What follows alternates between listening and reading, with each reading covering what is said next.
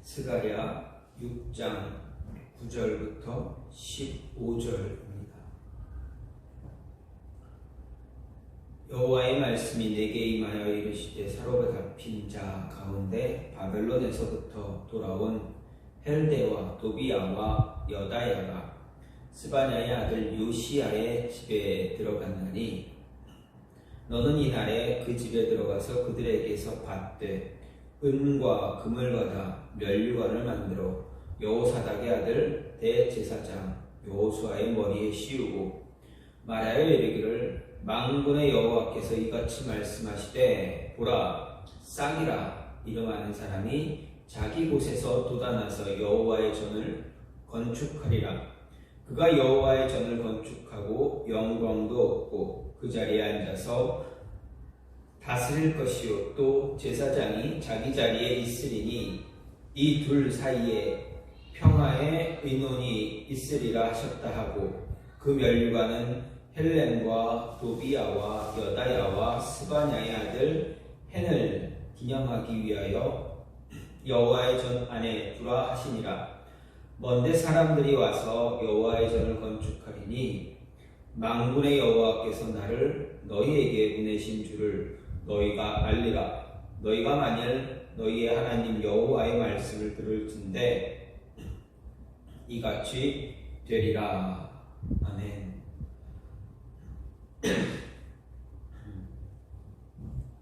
오늘 말씀 스가랴 6장 9절부터 15절 말씀입니다. 오늘 말씀은 스가랴에게 임한 8가지의 환상을 끝맺는 대제사장의 면류관에 관한 이야기입니다. 먼저 9절부터 14절은 대제사장 여호와의 면류관 제작과 보관 그리고 성전 건축자에 대한 예언을 전달하는 그런 명령이 기록되어 있습니다. 이를 보면 먼저 하나님은 스가랴를 향해 포로 귀환 자들의 대표자 격인 헬데와 도비야, 여다야, 요시야로부터 은과 금을 받아 면류관을 만들어 대제사장 여호수아에게 씌우고 여호수아를 향하여 3장 8절에 예언된 바 있는 싹이라 이름하는 자가 자기 곳에서 돋아나 정말 여호와의 전을 건축하고 그의 자리에 앉아서 다스릴 것이라는 예언을 전달하라는 그런 명령을 주셨습니다. 그리고 여호수아를 위해 제작한 면류관을 앞서 말한 백성의 대표자들 곧 면류관 제작을 위해서 은과 금을 바친 헬렘, 도비야, 여다야, 헨을 기념하기 위해서 여호와의 전에 두도록 명령하십니다. 그리고 15절을 보면 성전 건축을 다시 한번 확증해 주심으로 인해서 8가지 보여줬던 그 환상을 끝맺는 그런 선언이 기록되어져 있습니다. 오늘 이 말씀을 보면서 스가랴서에 나온 대제사장 여호수아가 영원한 대제사장인 예수 그리스도를 예표하는 인물로 이제 두 번째 성전 제2성전의 건축은 단순히 무너졌던 파괴됐던 그런 예루살렘 성전의 재건 차원으로 그치는 것이 아니라 앞으로 장차 영원한 대제사장이고 성전의 원형이 되시는 예수 그리스도께서 자신의 몸을 바쳐서 건축할 그런 영원한 그런 성전을 이야기하는 것이라 그 성전을 예표하는 것이라 할 수가 있습니다. 어쨌든 이렇게 오늘 이런 말씀을 통해서 참된 성전, 진정한 성전은 예루살렘에 건축된 그러한 성전이 아니라 그리스도에 의해서 건설된 성전이다라는 것을 우리에게 다시 한번 이야기해 주고 있습니다. 즉 참된 성전은 그리스도의 몸된 교회를 의미하고 더 나아가서는 하나님의 나라를 이야기한다. 우리가 성도가 그리스도를 믿는 성도가 예배할 하나님의 나라를 가리키고 있다라는 것입니다. 어쨌든 이러한 성전을 지은 대제사장 여호수아, 이 여호수아를 향해서 하나님께서 스가랴 선지자를 통해서 이야기합니다. 그가 어떠한 일을 했는가? 또 그가 어떤 분을 그가 예표하는 분이 누구인가를 이야기하면서 정말 하나님을 기쁘게 하기 위해서 노력했던 이 스가랴의 모습을 통해서 하나님을 기쁘게 하는 자가 어떠한 사람인가 오늘 말씀을 통해서 생각해 볼 수가 있습니다. 먼저 하나님을 기쁘게 하는 사람은 하나님 앞에서 충성된 자, 다른 말로 하면 헌신된 자라고 할 수가 있습니다. 즉 자신의 하나님 앞에서 무엇이든 최선을 다하려고 노력하는 사람, 즉 헌신된 그런 사람이 하나님을 기쁘게 할 수 있다, 기쁘게 한다라는 말씀입니다. 11절 말씀을 보면 하나님이 스가랴를 향해서 10절에서 언급하고 있는 내 사랑으로부터 받은 은과 금을 가지고 면류관을 만들어 대제사장 여호수아의 머리에 씌우라 명령하십니다. 원문을 보면 이 면류관 오늘 한글 성경으로 보면 그냥 면류관이다 단수로 이야기하지만 이제 원문을 보게 되면 이 면류관이 단수가 하나가 아니라 복수형으로 쓰여져 있습니다. 즉 이 면류관이 이중으로 되어 있다라는 것을 알 수가 있습니다. 대제사장은 본래 머리에 관을 썼지만 그것은 은과 금으로 만든 것은 아닙니다. 본래 세마포로 만든 면류관을 썼습니다. 그럼에도 하나님께서 은과 금으로 만든 면류관을 여호수아에게 씌우라 하신 것은 그가 싹으로 표현되는 메시아를 예표하는 인물이었기 때문입니다.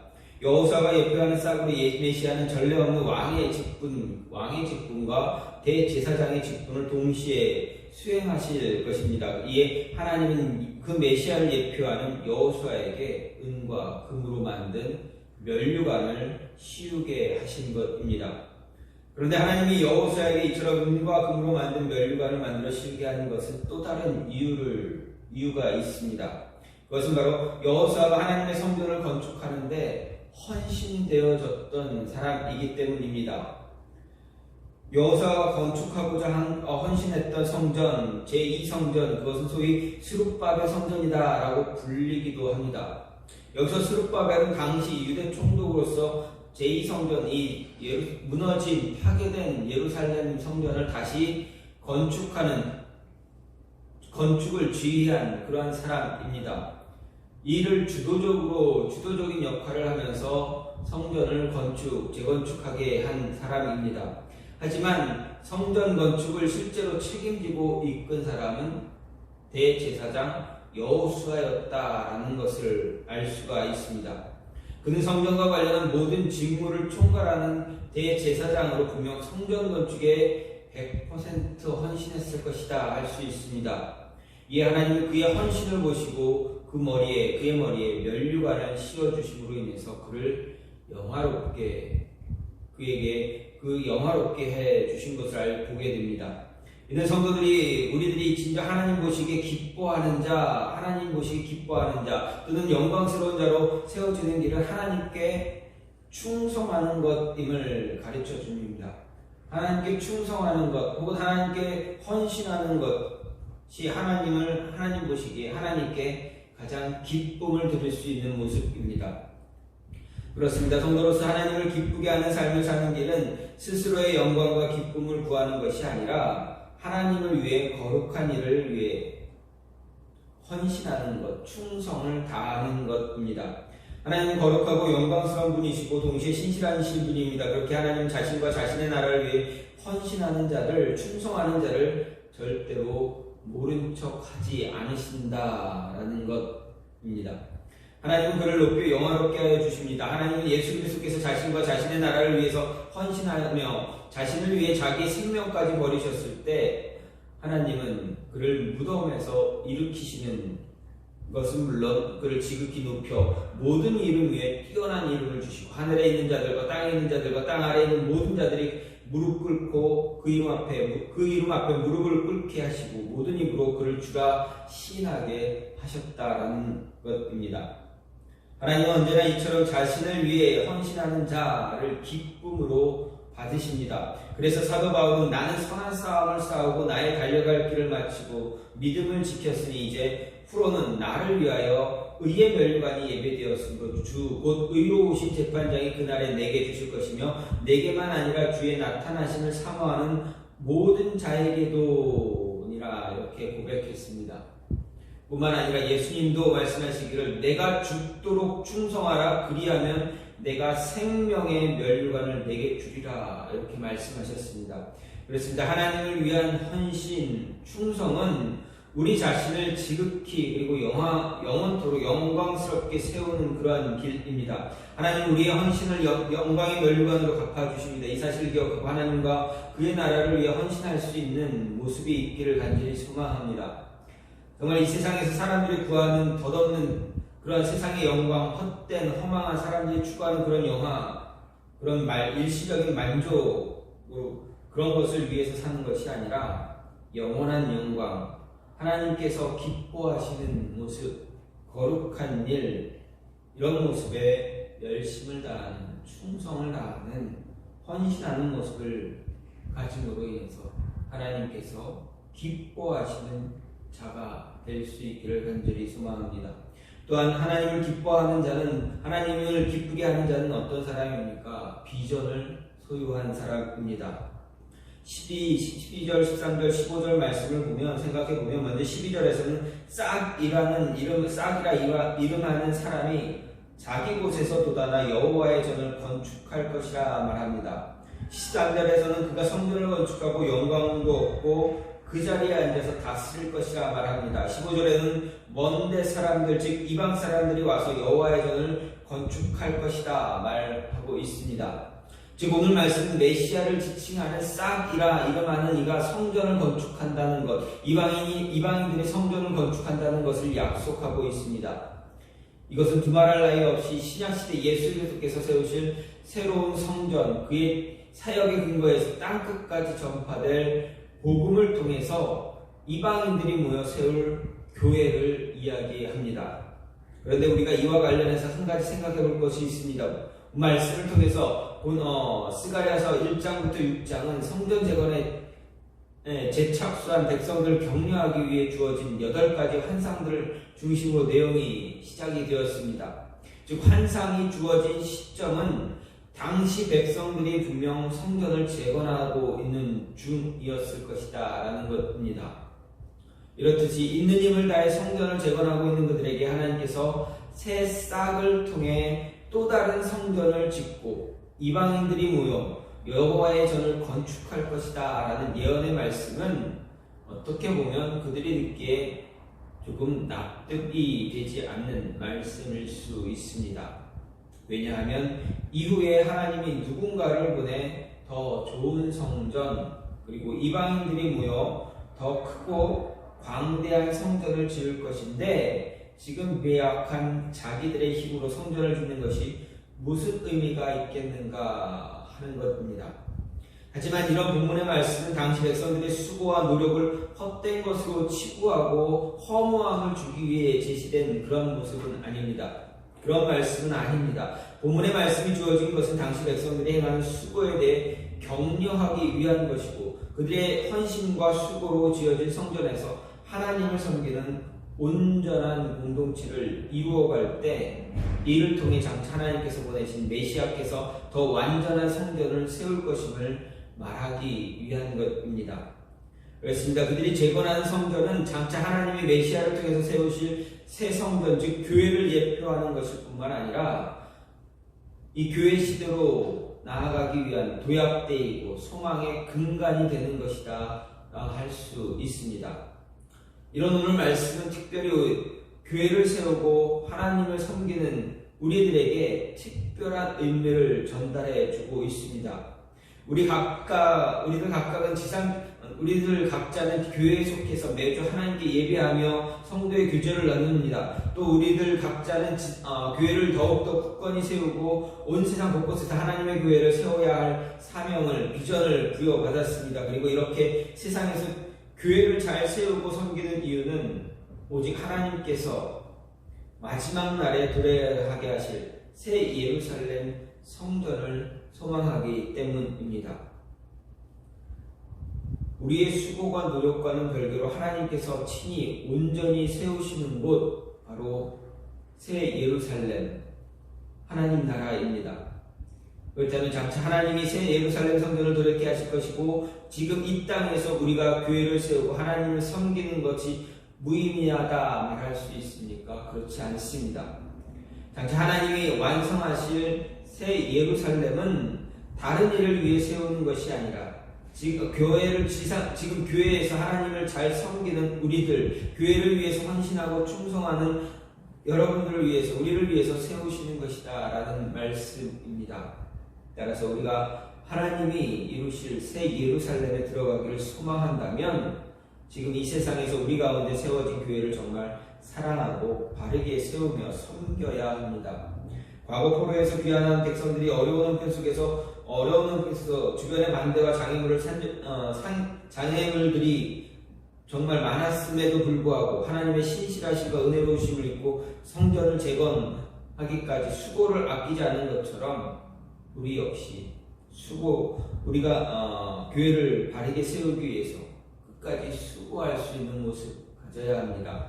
즉 새 예루살렘 성전을 위해서 우리가 소망하며, 그 성전을 소망하며, 하나님 나라를 소망하며 비전을 붙잡고 비전을 가지고 그 비전을 잘 감당할 수 있는 그 모습을 가질 때 하나님은 우리를 기쁘게 받아주신다라는 것입니다. 마지막으로 하나님을 기쁘게 하는 사람은 주목받지 않아도 할 일을 하는 사람입니다. 12절 말씀을 보면 여호와께서 스가랴에게 싹이라 이름하는 사람이 자기 곳에서 돋아나서 여호와의 전을 건축할 것이라 말했습니다. 여기서 싹은 바로 대제사장 여호수아가 예표하는 메시아입니다. 일찍이 예레미야 선지자도 다윗의 혈통에서 나와서 세상에서 정의와 공의를 행하신 메시아에 대해서 싹이다라고 표현하기도 했습니다. 그분은 제사장 여호수아가 하나님의 성전을 건축한 것처럼 장차 이 세상에 나타나 영원한 파괴되지 않을 구약의 모든 성전이 예표하는 하나님의 성전을 건축할 분이셨습니다. 그런데 여기서 이 메시아가 하필 싹으로 표현된 사실, 왜 싹으로 표현되었는가 생각할 때 싹은 땅에서 돋아나는 식물의 새싹이나 나무의 줄기에서 돋아나는 순을 의미합니다. 이 싹은 연약함과 보잘것없음을 상징합니다. 그렇다면 왜 메시아를 하필 연약하고 보잘것없는 싹으로 표현했는가? 그것은 그리스도의 메시아의 출생이 지극히 비천하고 사람에게 주목받지 못할, 아니 오히려 천대받을 출신이 되실 것이다 라는 것을 암시하기 위한 것입니다. 거대한 나무줄기에 조그맣게 돋아나는 싹, 마른 땅에서 돋아나는 싹은 사람들의 눈에 잘 띄지 않습니다. 메시아의 시작도 아무도 주목하지 않을 정도로 미미할 아주 작은 것임을 나타내고자 한 것입니다. 이사야 선지자는 메시아에 대해서 예언하기를 그는 주 앞에서 자라나기를 연한 순 같고 마른 땅에서 나온 뿌리 같아서 고운 모양도 없고 풍채도 없은즉 우리가 보기에 흠모할 만한 아름다운 것이 없다라고 했습니다. 이 땅에 오신 메시아는 사람들의 시각에 정말 미미했습니다. 비천하게 여겨졌습니다.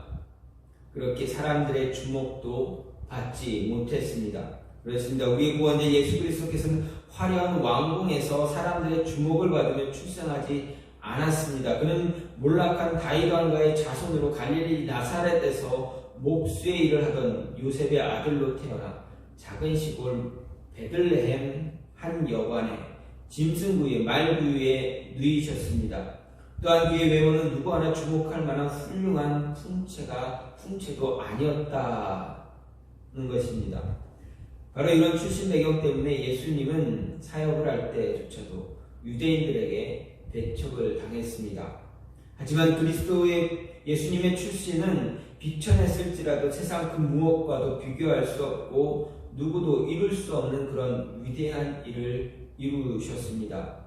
그렇다면 예수님의 사역이 무엇이기에 그렇게 위대한가 생각할 때 인간적인 관점에서 보면 그 사역은, 예수님의 사역은 그렇게 위대한 것이 아닙니다. 유대인들은 메시아를 기다렸습니다. 그들이 기다린 메시아는 어떤 메시아입니까? 영웅입니다. 한 시골의 청년이 아니라 영웅입니다. 나라를 뒤집어 엎을, 세상을 뒤집어 엎을 만한 그런 영웅입니다. 난세를 평정하는 그런 영웅적인 메시아를 유대인들은 기다렸습니다. 그들은 메시아가 오면 이스라엘을 이방의 억압으로부터 해방시키고 온 세계 위에 뛰어나게 하실 것이다, 이렇게 생각했습니다. 알렉산더 대왕이나 징기스칸처럼 뛰어난 지도력과 힘을 가지고 단숨에 온 세상을 평정할 정복자로 기대했습니다. 하지만 어떻습니까? 예수님은 단지 앞을 보지 못하는 사람들의 눈을 뜨게 하시고, 귀신 들린 자에게 자유함을 주시고, 심령이 가난한 자에게 하나님의 복음을 전하는 일을 하셨습니다. 마지막에는 어떻습니까? 십자가에 달려 돌아가셨습니다. 인간적인 관점으로 볼 때는 무엇 하나 빼어난 것이, 위대한 것이 단 하나도 없습니다. 하지만 예수님의 사역은 절망 가운데 처한 사람들에게 소망을 주고, 고통 중에 처한 자에게 치료를 주고, 슬픔 중에 있는 자에게 위로를 주셨고, 무엇보다 누구도 해결할 수 없는 죄의 문제, 사망의 문제를 해결해 주시는 모습이었다라는 것입니다. 죄로 하나님과 원수되었던 우리들에게 하나님과 하나 될 수 있게 하셨고, 우리들로 하여금 영생의 소망을 갖게 하는 그러한 위대한 역사를 이루셨다라는 것입니다. 사람을 구원하는 일보다 더 위대한 일은 없습니다. 온 천하보다 귀한 것이 바로 사람의 생명이기 때문입니다. 예수님은 십자가를 통해서 영원한 멸망에 처할 우리의 인생을 구원하셨습니다. 예수님의 그 구속으로 말미암아 우리는 이제 의를 더 믿게 되었고, 하나님께 거침없이 나아가 교제할 수 있는, 그리고 참된 평안과 영육 간의 만족을 누릴 수 있는 그러한 자들이 되었습니다. 오늘날에도 많은 사람들이 예수님께서 세상에 오셨을 때 유대인들처럼 인간적인 관점에서 예수님을 판단하고 그를 영접하지 않고 배척하기도 합니다. 예수님을 받아들이지 않습니다. 하지만 우리는 그가 예수님의 유일한 하나님의 아들이시고 세상에 보내신 유일한 구세주다라고 우리는 믿습니다.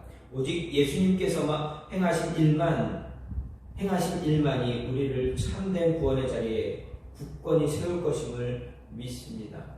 따라서 우리는 우리에게 오늘 보여주신 예수님의 모습을 따라서 주목받지 못할지라도 우리가 해야 할 일, 예수님께서 자신이 해야 할 일에 최선을 다하시고 열심을 다하셨던 것처럼, 그 일을 위해서 헌신하셨던 것처럼 우리 역시도 우리가 해야 할 일에 언제나 최선을 다하고 헌신할 수 있는 그런 모습을 가지는 자들이 되어줘야 한다라는 것입니다.